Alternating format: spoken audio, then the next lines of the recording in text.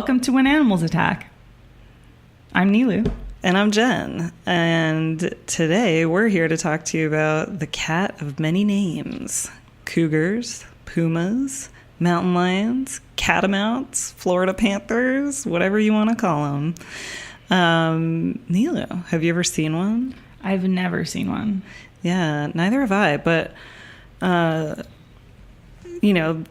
notoriously, they're actually pretty difficult to see. And even if they're like hunting you, generally speaking, you're never going to know what hits you because the way they hunt is pouncing from behind and breaking your neck, usually.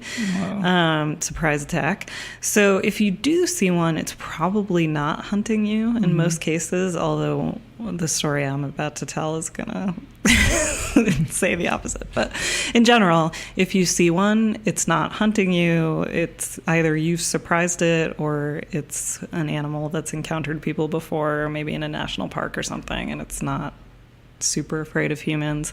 So, we'll have some tips about what to do if you actually do see one, but I've never seen one either. I have encountered traces of them, though. So twice while camping in Sequoia National Forest, I've seen mountain lion tracks. They're pretty unmistakable because since cat claws retract, unlike, wolves or coyotes or whatever, or bears for that matter, if you see tracks without the claw marks, depending on what the tracks are in, it's possible they just weren't visible or something. But also it's like they're rounder, kind of like the little paw pads are rounder than dogs and stuff. So, and they were enormous, so they were pretty unmistakable. But one of the times we were camping and we woke up and saw mountain lion tracks right past our tent. Wow. And they weren't there before, so one had definitely walked past us in the night, which is a little creepy, but pretty creepy. Yeah. It's alarming. A little bit, but we were fine. Yeah. Anyway, so would you like to start us off with some scarier stories? Sure. Yeah. I have a couple stories today. One, I'll start off with one that was, a little bit more upsetting. It's the fatal attack in Washington that happened this past year. It was near Seattle, about 30 miles east. And it was on May 19th, 2018, so this year. And two cyclists, C.J. Brooks and Isaac Setterbaum, were riding their bikes on Cascade Mountain Foothills Trail. And like I said, 30 miles east of Seattle, when the men realized they were being stalked by a puma. They got off their bikes, made loud noises, did everything they were supposed to do. And one even threw his bike at the puma. Oh, wow. Yeah. And, it caused him to flee. He ran off, and the men thought they were safe. And they began riding their bikes again, imagining, they scared away the puma. But shortly after, this puma was pretty desperate to be attacking people. Yeah, he mauled Setterbaum, shaking him vigorously, and then Brooks, C.J. Brooks, he ran, and then that activated the puma's instinct, his prey instinct, and then he killed Brooks. And then Setterbaum, he rode 2 miles in search of a signal and called for help at that point, realizing that his friend was dead. And when help arrived, they saw that he was in his den and he was, feeding on him. And they shortly thereafter, they euthanized him because, obviously, they had to. And that was a pretty, they definitely shook the nation. Like, people noticed, and there were more conversations about pumas after that. Yeah. And that was, it's sad, like he witnessed his friend die, but at least one of them survived. And yeah, that was just this year. So yeah, that's kind of ironic because in many stories, I mean, I don't want to judge this guy because you never know what you're going to do until you're in the situation. Right. But I'd like to think I would try to help my friend instead of just running away. Right. And ironically, he did help his friend by running away, unfortunately, to his own detriment. Yeah. He, who knows what the circumstances actually were, like if he, ran away to distract him, or if it was more like to save himself. Yeah. We're hearing some weird noises in the background. I don't know if you all are hearing that too. That's very interesting. Well, adding to the creepiness factor. Yeah, so that was this past year. And then the other story I have is something that was 4 years ago it was in September 2014. Mm-hmm. And I was near Cupertino, so Northern California. There was a family who was on this trail that was near this winery called Piketty Winery. And they were two families together. One had a small 6-year-old son. And they realized that this puma obviously attacked the easiest prey. Yeah. And the two fathers that were there on the trail, they managed to scare the puma to release the boy. Okay. And he did survive, luckily. And there was a manhunt or puma hunt that happened after. And they did actually find this young juvenile who was apparently acting very aggressively and like had attacked other animals, like pets and things. So they found him 4 days later, like tracking him throughout the forest there. And they killed him also, but nobody was happy about it. Sure. The police officers who did it, they were not happy about it.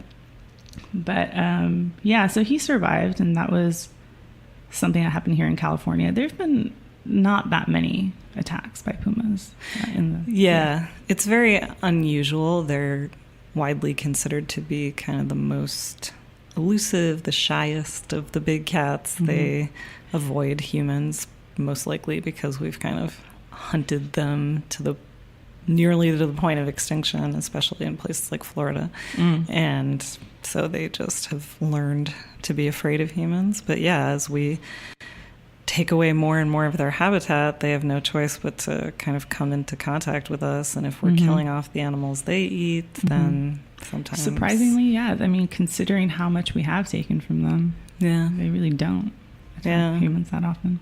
Yeah, the police officer involved with the Cupertino attack, he said that you are 18 times more likely to be struck by lightning than to be attacked by a mountain lion. Yeah. Yeah, it's because there's something so primal about animal attacks. I mean, obviously, we feel that way. We're doing a whole podcast about it. Because it makes for really good stories, I think. It captivates people's imagination, obviously ours. And so I think maybe we have some deep-rooted, like, collective unconscious type fear of them, combined with the fact that there is something really fascinating about the stories, so they become sort of blown way out of proportion, and people are, unduly afraid of many animals. I saw an article a few years ago, I think it was 2015, that was like, more people died this year of selfies than shark attacks. Oh my God, LOL. That's great. Hashtag LOL. Yeah. So, yeah, it's, again, very unlikely that anyone listening is going to die or, even be remotely harmed by a cougar attack. But still, when it happens, it's pretty intense. Definitely. I mean, you'll never forget it. Sure. So, any more stories or details? That's all I got, really. Yeah. Well, yeah, those are both good ones. This week, I have one long form story and then a really short bonus tale at the end. So I got most of my info for the first story from a book called Cat Attacks, True Stories and Hard Lessons from Cougar Country by Joe Deurbrouck and Dean Miller. Apologies, as always, if I mispronounce the name. Good title. Yeah. And I do recommend it if anyone's interested in this topic. This story is a rough one, so I'll give a little content warning at the top. But it's really stuck with me over the years. It's sort of like the first story I told in our Grizzly episode. It's a story that I kind of remembered, and so I knew what story I was going to tell. I just had to kind of go back and find it. So, yeah, I think maybe it's partly because the story begins with a ranching family who had taken a horse camping trip, which kind of is and has always been my dream life scenario. I love horseback riding more than anything, but I've never had a horse of my own and haven't really been able to afford riding or lessons or anything because LA is expensive as hell. Mm-hmm. But anyway, this is not about me. It's about the Parolins. I really hope I'm pronouncing their name correctly. A family who went horse camping for 2 weeks in British Columbia in August of 96. So a little over 20 years ago.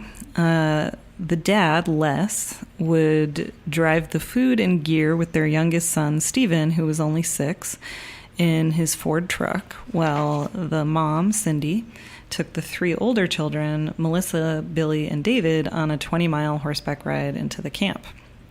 So this was on that first day.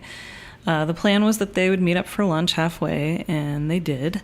So at that point, Stephen got to switch places with Billy and was really excited about that. You know, he was thrilled to be allowed to be on horseback instead of in the truck for once.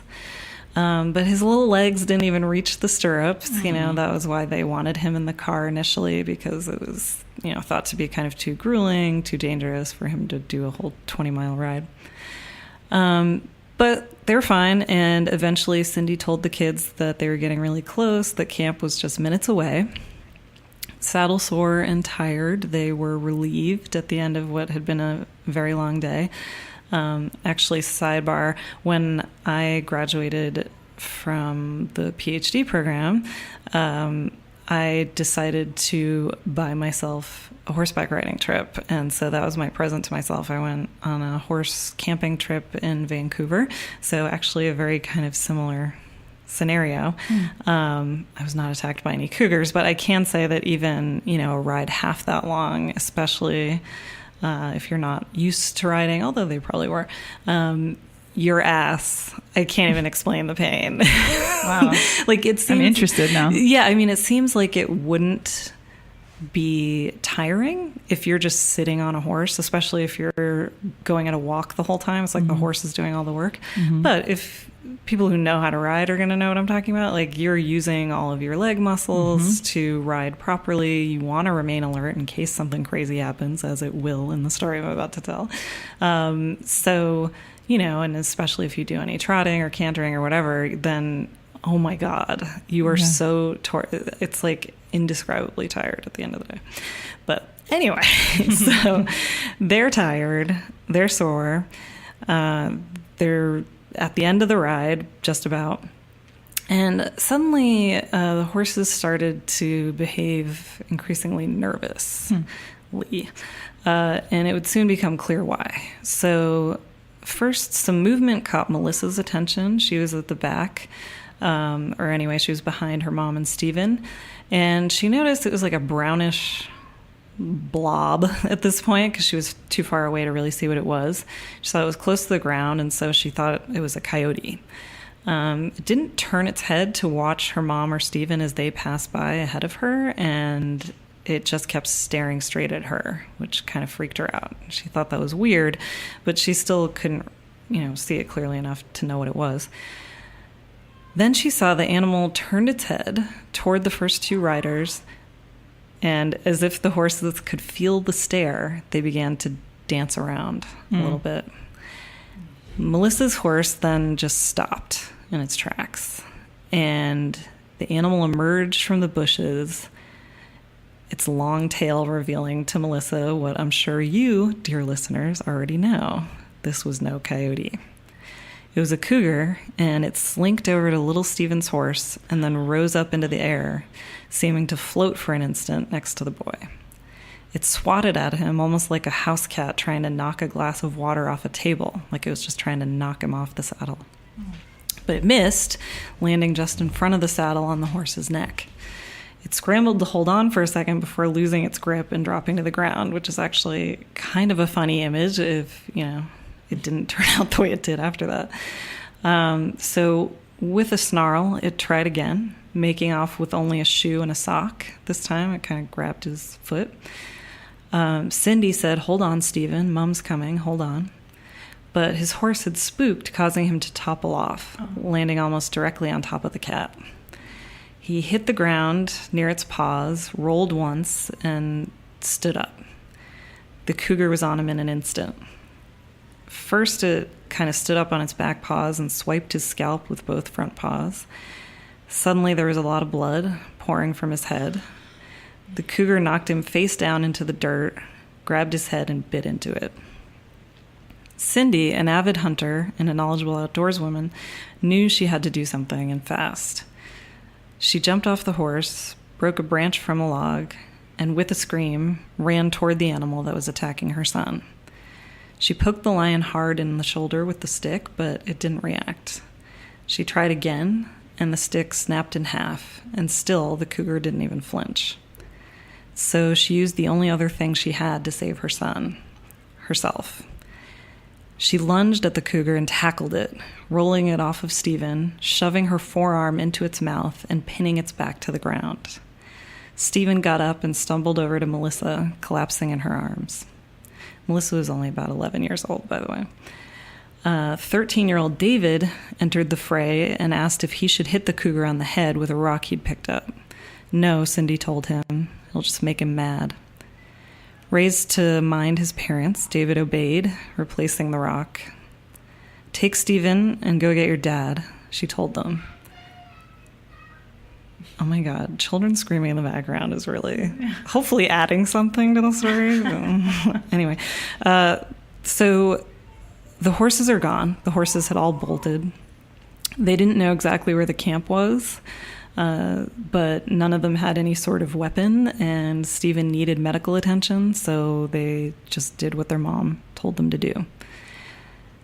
David ran ahead, and Melissa stumbled forward with Stephen, glancing back to see that her mother and the cougar were still frozen in a horrific tableau. Cindy pinning the animal to the ground with her arm in its mouth and its front paws braced against her chest, unmoving aside from its tail lashing angrily back and forth.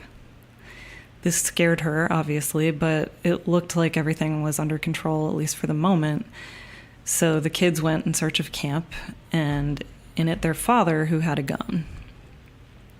After they'd gone a short distance, Melissa heard 3 long, gut-piercing screams. It didn't sound like her mother. It didn't even sound human. It sounded like an animal in pain.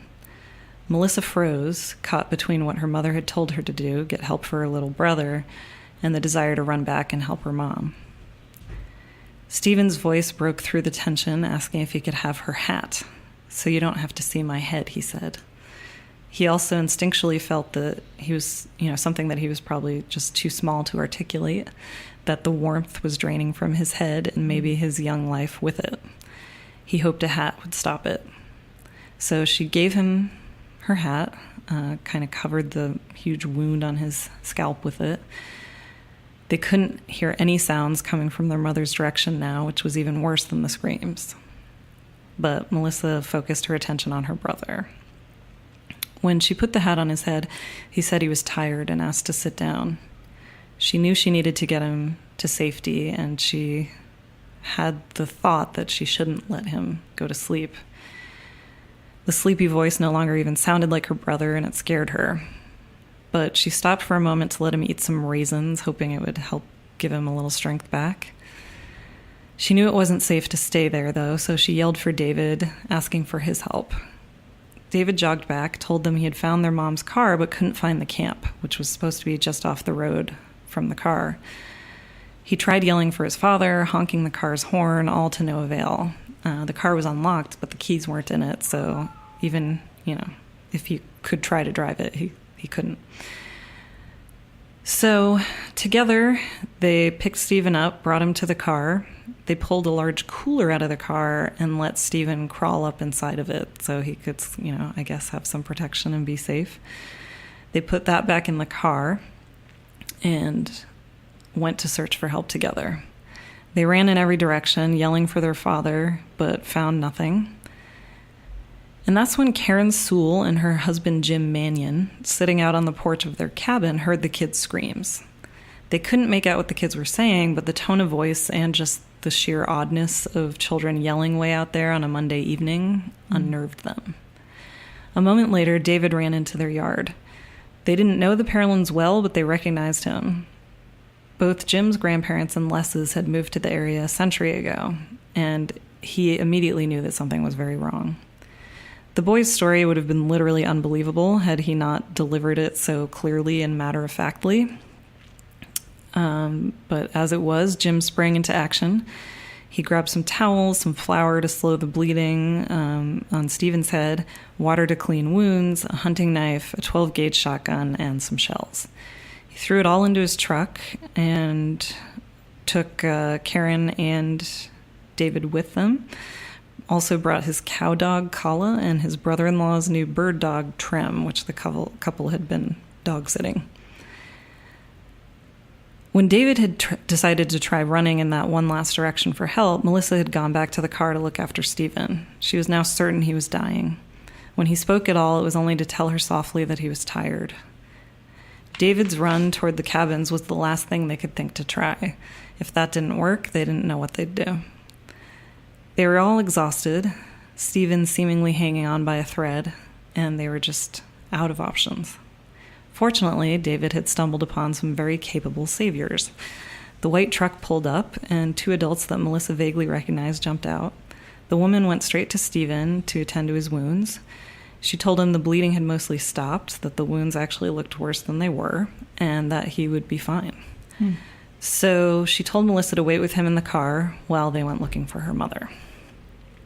When they arrived at the spot where David had last seen his mother, Jim parked the truck and they all got out. They couldn't see anything in the road, though Jim had noticed some drag marks in the gravel and knew that cougars typically did drag their kills off to kind of hide them while eating and cache them. So David ran down the road, yelling for his mom, as Jim scanned the area for clues. He saw a hectic array of hoof prints, hinting at the chaos of the scene that had unfolded there and kind of confirming that they were in the right spot.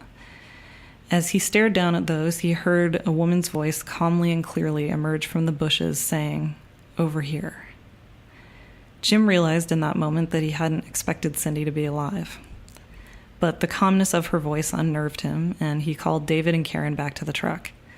He asked Karen to drive it down to this spot, and he would approach the source of the voice on foot.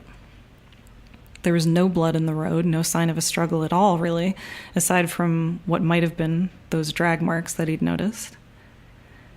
"Is the cat with you?" he asked. "Yes," she replied, still in that unsettlingly calm tone of voice. This time, he was able to pinpoint her location. The voice was coming from within a thick tangle of willow about 20 feet in diameter. All he could see was shadow. When he stepped forward, the hair stood up on the back of his neck. He saw a riding jacket lying neatly folded in the road, or just beside it. This didn't make any sense. The kids had specifically mentioned that Cindy had been wearing the jacket, that it seemed to protect her arm from the animal's teeth. Now it looked like it had been deliberately placed there on the road bank. If Cindy had been dragged to this spot from 100 yards down the road, where David had said they were and where he himself had seen these drag marks, how in the hell did this jacket get here, carefully folded in half? The detail gnawed at him, but he pressed on. "Cindy, is it right next to you?" he asked.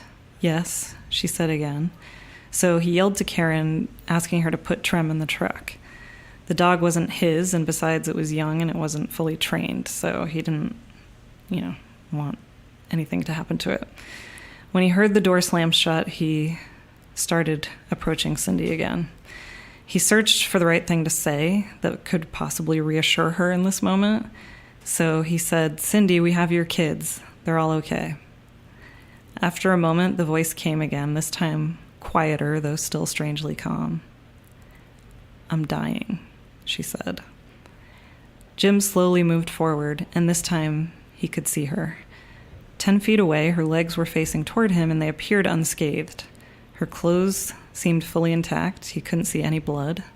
So he began to feel hopeful, despite himself, despite what she'd said, despite the iron smell of blood in the air. But then he saw her head. Leaning in from a slightly different angle, he could tell that there was something very wrong with her face, though at first he couldn't tell quite what. I think his brain was probably unable to register what he was seeing. And also he was distracted by the cat, which was indeed standing right there. Its chest was pressed against her shoulder, and its face hovered just above hers. But its eyes were staring directly at him. He raised his shotgun, but then considered that the brush obscured most of the animal's body. He didn't want to accidentally hit Cindy. There's all this brush around. He thought maybe bullets could bounce off of that and be deflected into her. So he knew he had to get the mountain lion away from her. So he tried throwing rocks at its head, but as when Cindy herself had tried hitting it with a stick earlier, it didn't even flinch. It just kept staring straight at him without moving. He tried shooting up into the air right over the cougar, but again, even when leaves and branches rained down upon its head, it still didn't move or even blink. He was growing increasingly alarmed, of course. This animal wasn't behaving anything like any mountain lion he'd ever heard of. They're normally very elusive, shy of humans, rarely seen. This one was just defiant, or maybe desperate. He didn't know what to do, so he decided he needed to try using live bait to draw the creature away from Cindy. Before resorting to physically throwing himself at it, he'd try one last thing: a dog. "Karen, let Trem out," he yelled. He didn't know what he was supposed to say to instruct the dog, but he knew he wanted it to circle around the area to kind of pique the cat's curiosity. So he tried simply gesturing with his arms in a circle and saying, "Circle, Trem." And amazingly, it worked. The dog started loping around the brush in a large circle, just as Jim had hoped he would. But that didn't even warrant a glance from the puma, just kept staring at Jim. He hated the idea of sacrificing this intelligent, obedient dog that, again, wasn't even his dog, but he hated the thought of letting the cougar kill Cindy even more. So he asked Trem to circle again, and this time, just when the dog got behind the lion, he yelled, "Get him, Trem!" The dog immediately charged. The cougar spun around so fast that Jim didn't have time to get a shot off. The lion flew at Trem, who was only a little bit smaller than he was. The cat was emaciated. But the force of the pounce lifted them into a somersault, and they tumbled together 5 or 6 times, fortunately away from Cindy. When they stopped rolling, as Jim would later note, the dog seemed surprised to find himself on top. After a second's hesitation, the dog just jumped up and bolted away toward the road. But that's exactly what Jim wanted. The cat was away from Cindy, and Trem was actually, unharmed. So now it was up to him. He expected that the cougar would approach him, leaping over a log that lay between them about 40 feet away. So with his shotgun held at his hip, he knew that the barrel would align with the animal's chest right as it jumped, so he'd have one chance. And it happened just as he'd expected, except that when he squeezed the trigger, nothing happened. The gun had jammed. It would take a second to fix it, to jack the pump and try again, but he was afraid to avert his eyes, even for a second, because he knew that's all it would take for the cat to be on top of him. When it turned on Trem, it had moved so fast that it had literally blurred his vision. So he kept the gun pointed at the cat and focused his energy on, as the book puts it, quote, making his gaze a physical force. He wasn't sure if he did this because of a gut instinct or a distant memory of advice passed down from his grandfather, who'd been a guide and a trapper, but he just knew that if his stare was powerful enough, it could stop the cougar in its tracks. And sure enough, it did. 10 feet before reaching him, it paused. They entered into a tense staring contest for over a minute. He decided to try backing away slowly. He unsnapped the sheath for his hunting knife, but the animal didn't seem to care what he did with his hands. He began to back up, but this was not as easy as it might seem because he actually had nerve damage from an old logging accident that made it difficult for him to tell whether he was on flat ground or loose rock. So he had to kind of divide his attention between this powerful predator that was clearly intent on overpowering him and his memory of what the terrain had looked like when he'd walked in. Mercifully, he managed. Everyone but the dog was already standing in the road outside the truck when he got there. So the cougar is now facing down a man, a boy, 2 dogs, and briefly a young man who jumped out of a van that had also arrived to ask, "What's going on?" before immediately jumping back in and closing the door when he saw the cougar. And it wasn't scared. For a minute, it just kind of stared at all of these, this whole like gang of people and dogs, and stood its ground. So again, Jim thought this is no normal cougar. After a few minutes, it did begin to walk away, but at this point, Jim was pissed, so he followed it. And he also didn't want it to go back to Cindy, obviously. So it wheeled around, and when it pressed its chest to the ground to prepare for another pounce, he fired. This time, he hit his mark from 20 feet away. Should have knocked it dead immediately, but shockingly, it didn't fall down, and for a second, again, it didn't flinch. Then, all of a sudden, it leapt up into the air as if its paws had been burned, and then it just kept doing that, like bouncing up and down. I'm picturing like Tigger the tiger from Winnie the Pooh bouncing on his tail almost. Eventually sort of, bouncing over into the brush. It's cartoonish and weird, but anyway, later wildlife officials tracked it down and found that the shot had killed it, but it just shows how like determined and powerful these animals can be. So by now, Karen and the van driver were already over with Cindy. Jim walked back over to them, saw that Karen was crouched down, repeating over and over again, kind of yelling into her face, "We're here, Cindy, we're people." The van driver was disturbed by this. Basically, it was like, why are you doing that? Leave her alone. But Karen explained that she wanted Cindy to know that they weren't the cougar, that she wasn't going to be hurt anymore. Mingled with the scent of blood, though, Jim detected something else, something he'd smelled once before, something he would later identify as the scent of death itself. He noticed Cindy's face and saw what his brain wasn't able to make sense of earlier. One eye stared straight ahead, and the other had been ripped from its socket. Like her son, Cindy had been partially scalped. He wondered if the cougar had done this to her while she was talking to him so calmly through the brush, and the thought made him sick. They carried her body to the van and told the man to rush her to the hospital. Jim told David she'd been badly hurt, but the odds were 50-50 because he didn't think that he, a stranger essentially, should be the one to deliver this awful news that their mother was dead. So they picked up Stephen and Melissa and brought them to the hospital. And it would be years before the children would know the truth, that their mother was already dead, that she had actually seemed to have held on just long enough to learn that her children were okay, and then slipped away. In some ways, the survivor's version of the events here lines up with everything I've read about predatory attacks by cougars, specifically that, unlike with a bear that you've surprised and is just trying to defend itself, with an animal that's trying to prey on you, including a bear for that matter, you want to make yourself as big, as intimidating as possible. If you see a cougar coming at you, you want to raise your arms, you want to yell. If there are other people around, you want to bunch up together to look like one big thing. And Jim did this by staring straight in the eyes and, trying to show that he was an alpha, I guess. Mm-hmm. That's a way to put it. But there's some really weird and mysterious things about it, too. Again, in most cases, if a cougar wants to eat you, it's gonna do it without you ever even seeing it. Your neck will be broken and you'll never know what hit you. But, some of the stories you told, Nilo, also have this in common, and I've got like a really weird theory that I found for why that might be the case in some of these instances. But anyway, this cat was bold, probably desperate. It was really skinny when they found it, so it was probably starving. Yeah. And again, I have a theory of why it might have been starving. There were animals it could have eaten in that area. It was an area that had small mammals that were fairly plentiful.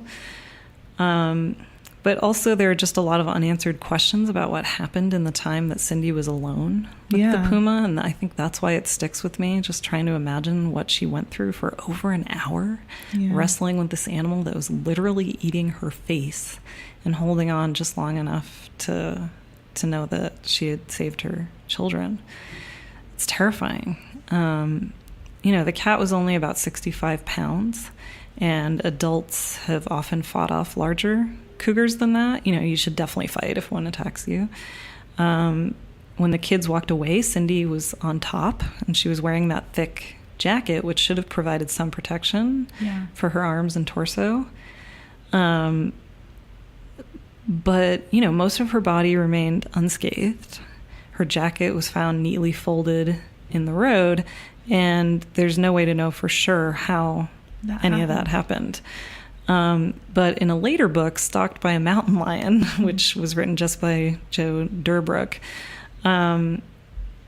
they sort of speculate, and I think it kind of makes sense. I'm just going to quote from it directly. Quote, "The answer that makes the most sense is that Cindy did walk away from the original attack. Maybe they were wrestling and the cat jumped up away from her after, scratching her in some way to make her scream. If Jim really saw drag marks on the ground, they were probably laid there after she placed that jacket on the ground. When two cougars fight, the smaller one nearly always loses. Often it dies. When Cindy charged the young cougar, it was intimidated by Cindy's attack and superior size. Once in a vulnerable position, the animal was almost certainly restrained by the fact that it was outnumbered 4-1. Though it was powerful enough to escape at any time, it lay passive beneath Cindy with her arm in its jaws, sharp teeth resting against her coat." End quote.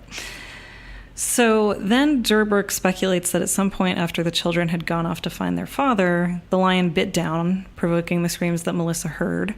In response to that reaction, the lion may have escaped. Maybe Cindy then went out to the road thinking the cougar had fled and removed her jacket to assess the damage done to her arm. The lion may then have returned. So especially if she were sitting down or maybe had bent to pick something up, or maybe when she bent to put it on the ground, she may have seemed more vulnerable, which could have inspired the puma to resume the attack. Or maybe she noticed that it had come back, and now without having to put on a brave face, without her children there to protect, she may have just instinctually run away, therefore kind of, triggering its chase instinct and transformed from some sort of competitor into prey. So the theory I found for why the cougar might have been behaving so strangely otherwise, why it was so bold, it's interesting, but I'm going to say it's in no way proven or verified. But the theory is that this and similar attacks are caused by formerly captive animals that have been released, so they're not fully wild. Either released by exotic pet owners who no longer want to care for them, or by animal sanctuaries that lost their funding, any number of possibilities.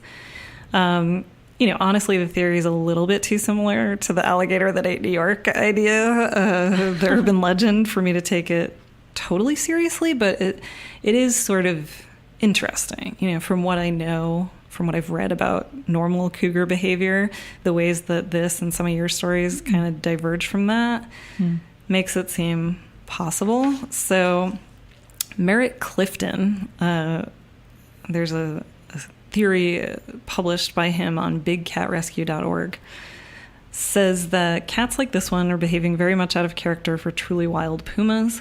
One explanation is that they aren't afraid of people because they were reared by people around them. That could also explain why the cat did such a bad job of attacking, why in the case of the cyclists in Washington and in this case, a kid on a horse, the animal was spotted before it attacked. Right. So it's not a great hunter, and it's also ill-advised to attack more than one person in a group. So instead of biting Cindy on the neck, severing an artery, it attacks by biting her face. So this is similar to what Clifton identifies as other attacks by formerly captive animals. So this is his words, quote, "Hardly anyone recognizes this, but there are two major wild puma populations in North America. One is the fully wild population. They rarely get into trouble with people, and when they do, it's in quite remote habitat. Truly wild pumas have a very stereotyped and distinctive method of killing, virtually always from above, behind, at dawn, less often at dusk. They break the victim's neck immediately at first pounce. That's because they're usually hunting deer, elk, moose, pronghorn, and other animals who most often outweigh them and or can outrun them. I'll add that, cougars near urban areas survive often on much smaller animals than that. But anyway, back to his quote. If they don't kill almost instantly, the victim either gets away or may kill or cripple the puma. Of recent human victims within the past 20 years, Barbara Schoner of California, Scott Lancaster of Colorado, and Irene Davis of California were all clearly victims of authentic wild pumas. They all were in known puma habitat alone at dawn, passed under ledges where they were pounced. It isn't likely that any of them ever knew what hit them. The other puma population is the really dangerous one. It consists of pumas who were either bred in captivity or captured as kittens, held until they got too big to handle, and then were dumped by the same class of folks who dump pit bulls, unneutered house cats, etc. When captive pumas are dumped or just escaped, they don't know how to hunt. They come up on people's porches, knock on the glass like tabbies, hoping to be fed. They ineptly pounce little kids on their swing sets who live to tell the tale. They play with balls in backyards. They walk in open doors and flop down on the couch. They eat dogs and cats in yards. They walk down busy streets in broad daylight. In the 33 years that I've tracked puma incidents, they've accounted for about 2/3 of all the puma incidents that make news. Again, I don't know how he knows that. There's no research cited here, but anyway, so he says, sometimes probable former captive pumas kill a person like Cindy Parolin in British Columbia in 1996, the story I was telling. That was an extremely sad and tragic case. Someone apparently dumped a whole puma family. The two kittens were shot. The male, on the verge of starving to death, killed Parolin in one of the most inept attacks on record. What became of the female is anyone's guess. She may have been kept for urine, end quote, which I guess is used as a lure for hunters. There are captive pumas that are kept just so that their urine can be used by hunters. So yeah, take this with a grain of salt. I don't know how Clifton can be so sure where that particular cougar came from. I tried doing some research and couldn't find anything to verify that anyone knew that this particular cougar was one of a family of 4 that had been released. But, it's definitely an interesting theory. Yeah, really interesting story. Yeah, so that one really gets me. I think it's really moving, obviously really sad for everyone involved, but there's also something beautiful about that. What an amazing mother and person Cindy must have been to sacrifice herself in that way and to survive for an hour wrestling with that animal. So if you want to read more about it or, read some other pretty gripping, well-written stories, check out that book, Cat Attacks. But since that one was so depressing, I want to tell a really short one to end. Most of this information comes from a story in the Huffington Post. I don't remember where I first read about it, though. I did see the story when it first happened in 2012.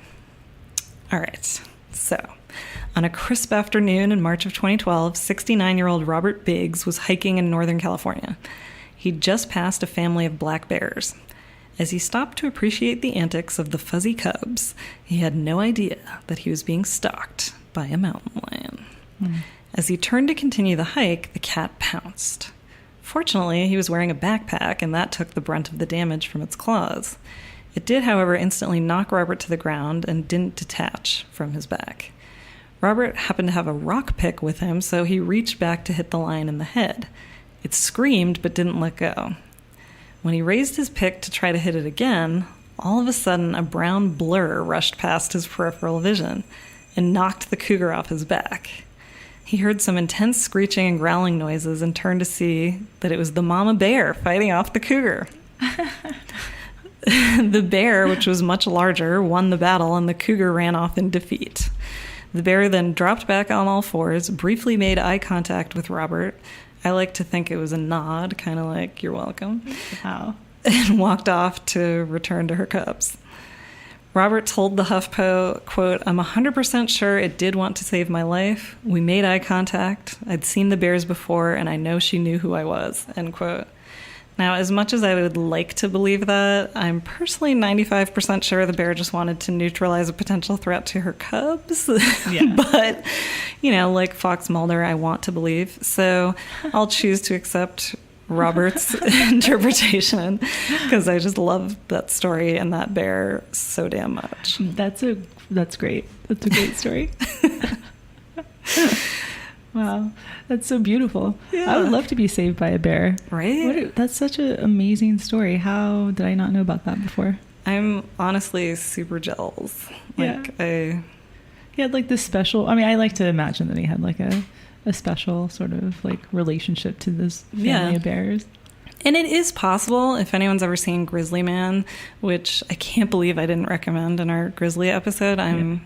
It's one of my all-time favorite films. It's a great movie, yeah. Classic Herzog. Beautiful footage of these bears. Crazy story. Yeah. But, he definitely had developed a special relationship with those animals before one that he didn't know killed him. Mm-hmm. And I do think that even wild animals will come to sort of trust or at least recognize certain humans as not a threat. And in national parks, they even recognize sort of all of humans as not threatening in some cases. So, it's definitely possible. And maybe it even went so far as to feel protective of this human. That is possible. I know I've heard stories on places like Kodiak Island and somewhere in Russia of grizzly bear moms that will intentionally kind of leave their cubs with a human researcher who's been, become known to them, because male bears will sometimes eat cubs. And so they see the human as almost like a babysitter for their cubs. So, it's possible. Pretty damn cool anyway. Yeah, it's pretty amazing. I love that. So, lest you all think we're anti-cougar, I do want to take a few minutes to emphasize once again that in all of these cases, the cats were just doing what cats do. I remember reading this great New Yorker article last year, Lions of Los Angeles, you can find it online, about a cougar in Malibu that killed a whole pen full of alpacas, kind of notoriously, which definitely sucks, but people just lost their shit over this. I guess there was a huge town hall meeting in which locals were really divided over what to do. If it had killed a person, it definitely would have been destroyed, because it would have, the chances of it trying that again are just too great.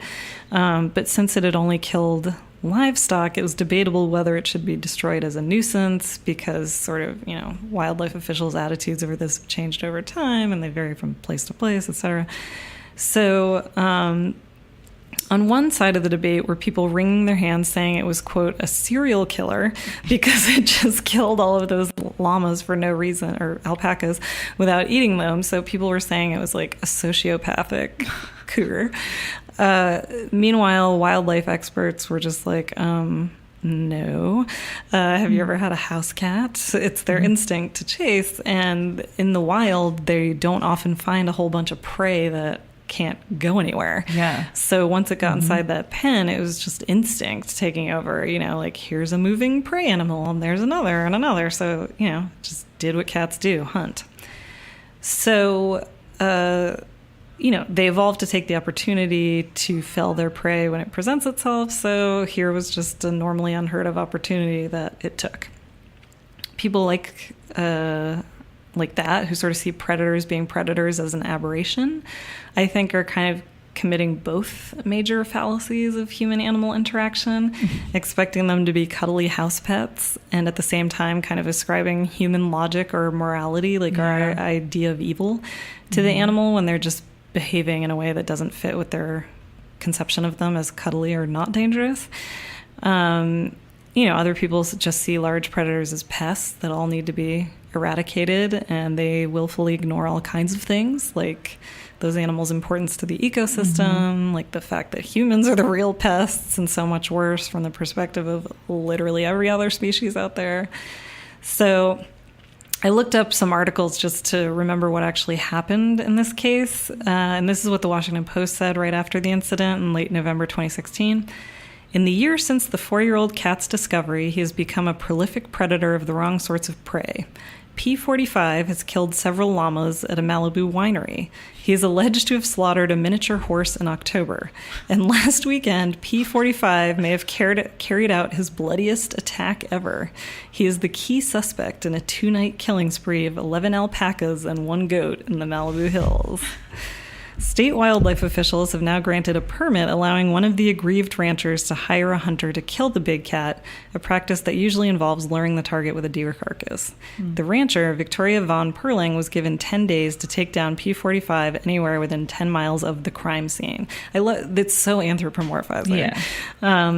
On Wednesday evening, Von Perling said in a statement that she had obtained the permit not with the intention of killing the local beloved P45, but of saving him. She said she wants the state to give her permission to tranquilize, capture, and relocate the mountain lion to Wildlife Way Station, an animal sanctuary in the LA foothills. The mountain lion has, quote, terrorized her for months, the statement said, and she and her neighbors fear for their own safety. It's only a matter of time when someone will get a kill permit and successfully kill P45, said Von Perling, who asserted that the cat had killed at least 65 animals in her neighborhood in the past 8 months. But the statement warned Von Perling will proceed with killing this lion if she's not given a permit to relocate it within the next few days. Although that idea would save P45's life, it's unlikely to be endorsed by wildlife conservationists who see the lion, one of just 3 breeding-age males out of about 10 to 15 cougars who roam the Santa Monica Mountains, as crucial to the genetic health of that small population. So that's the problem with cougars, at least in this area, unlike animals in other areas, is that relocation isn't necessarily going to work. Often they'll find their way back, but also there's so few of them. We've destroyed so much of their habitat that in order to keep the population healthy, you can't just get rid of any male who starts causing problems, because then there aren't enough mates and not enough genetic diversity. So I guess a petition to leave P45 alone began circulating after that. The National Wildlife Federation offered to buy guard dogs for the rancher, and the National Park Service, which has been tracking P45 and other cougars in the Santa Monica Mountains as part of a study, said the right approach is more protection for livestock, not death or rehoming for the predator. And so, again, it's a little... Last time, I think, I made some connections to rape culture. I think, again, it's like we tend to sort of focus our attention... I guess this is sort of the flip side. We sort of immediately go to destroy the animal instead of finding ways to prevent problematic interactions in the first place. And so in this case, it's more about, just get a taller fence and electrify it and, watch your animals and be aware that if you live in cougar country, that's a possibility. And, you're accepting that risk and so on. So yeah, she could leave. Yeah, exactly. So, yeah, rehome yourself, bitch. That's unnecessarily hostile. But anyway, yeah, I also have very little sympathy for anyone who lives in Malibu. Yeah, how much money do you have? Anyway, so the following year, another local and a former sheriff's deputy, Wendell Phillips, did take out a license to kill P45 because I guess it was preying on his livestock as well. And he did shoot and wound it, but it got away, began killing livestock again, and as far as I know, is still at large somewhere out there. A fugitive puma. Exactly. So yeah, mountain lions, like all cats, are obligate carnivores and consummate predators.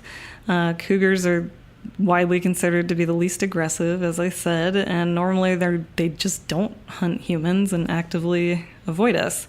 But in very rare cases, they will. So just like when you're in bear country or gator country, or if you choose to go into the ocean, you have to be aware that if you're entering their territory, you're taking a risk. Animals that prey on humans do get destroyed because thereafter, you have to assume that they are now seeing humans as prey and it's just too risky. But it's not about punishing them, and it definitely shouldn't be. It's an unfortunate situation all around. So we want humans to be as careful as possible to protect themselves and to protect the animals who will be killed if they get into a tussle with you. Be aware of your surroundings. Avoid hiking alone in bear or cat country. Prepare yourself by knowing what to do if you encounter an animal like this. And do what you can to support habitat conservation and renewal. Because the more land we take away from them, the more often we're likely to encounter them in situations like this. So, as with all of the other animals we've discussed, we've killed so many more of them than they have us. And here in LA, we really love our cougars, especially the gloriously photogenic P22, who lives in Griffith Park. You can find this amazing photo of him standing in front of the Hollywood sign that was captured by like one of those photo traps that's triggered by movement. So they just happen to get this gorgeous, seemingly fake, but actually real shot. Wow. And he's the only one that lives in Griffith Park, so he's kind of isolated from the rest of the animals in the Santa Monica Mountains in that area. So he doesn't have anyone to breed with, sadly. Yeah, he's trapped between freeways. Yeah, he's a sad little bachelor. The freeways are surrounding him. So yeah, he's caught. And cats do get killed when they try to cross those freeways. I just read another one was killed just within the last couple of weeks.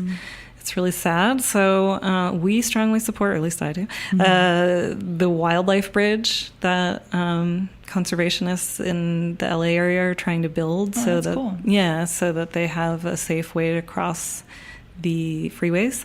That's been done elsewhere successfully. So, it wouldn't be a perfect solution, but it would help.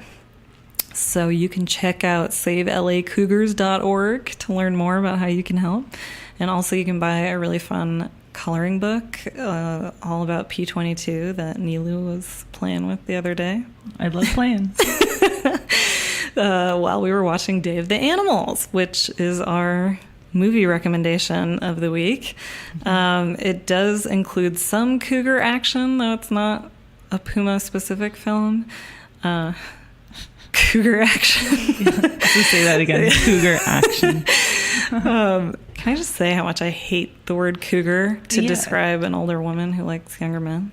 Why is there a term for it? There doesn't, right? Like, what's the word for an older man who likes younger women?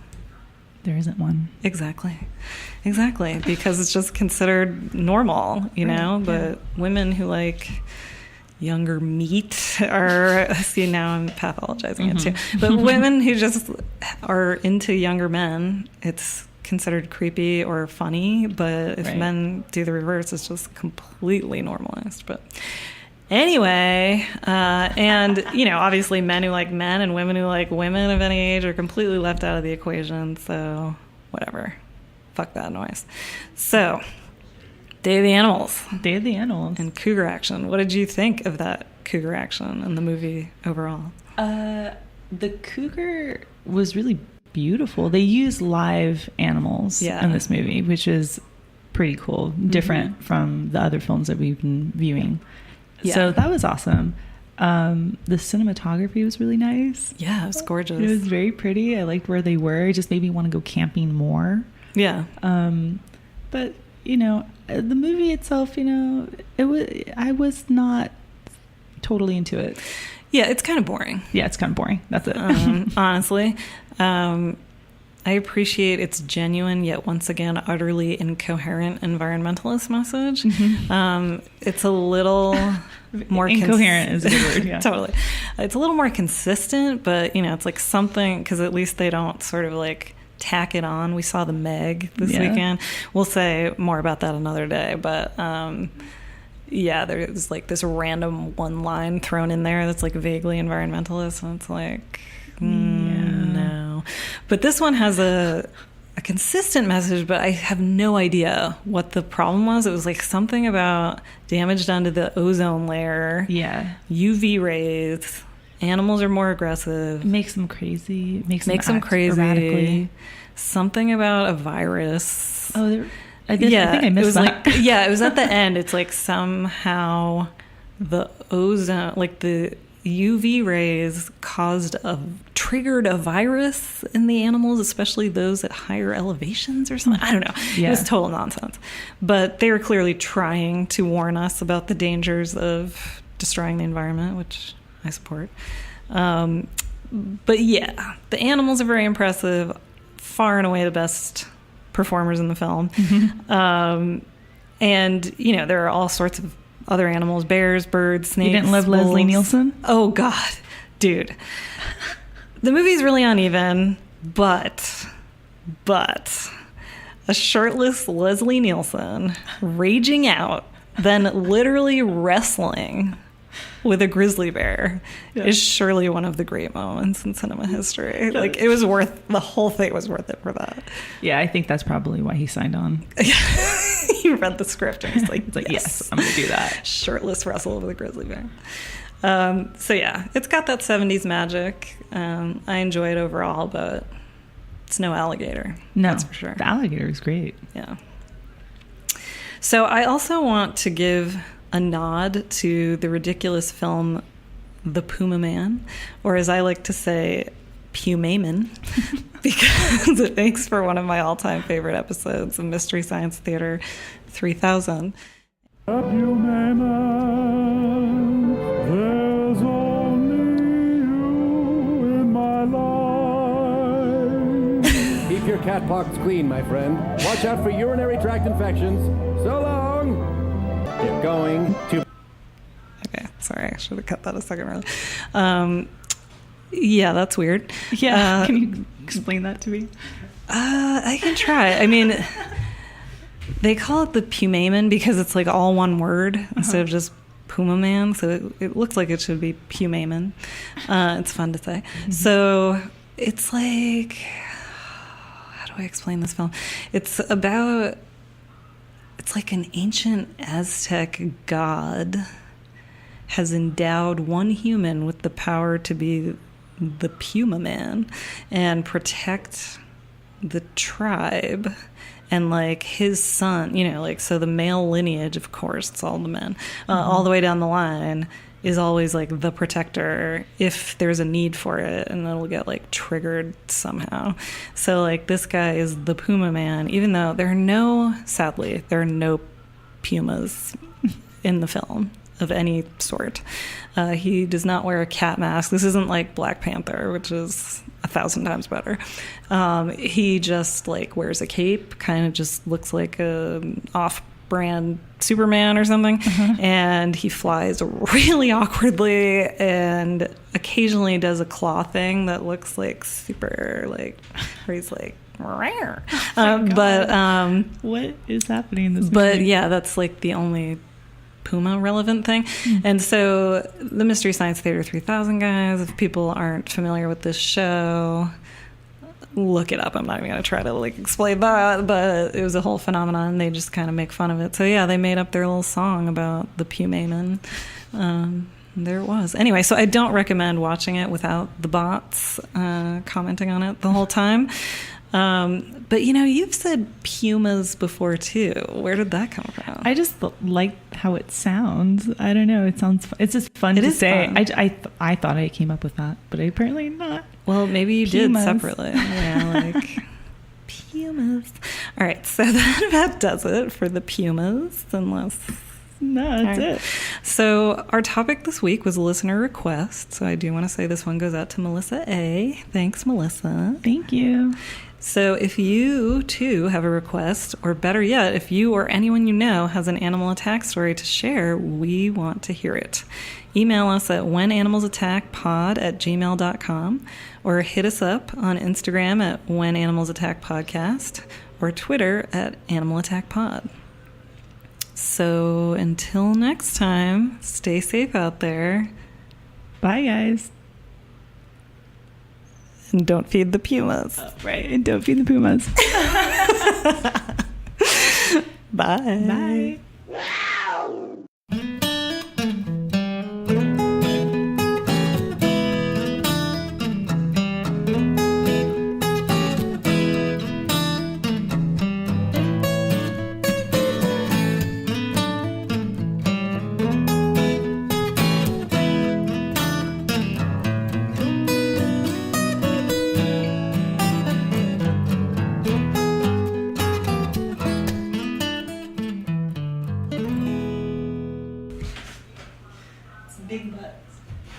Big butts. Of course it is.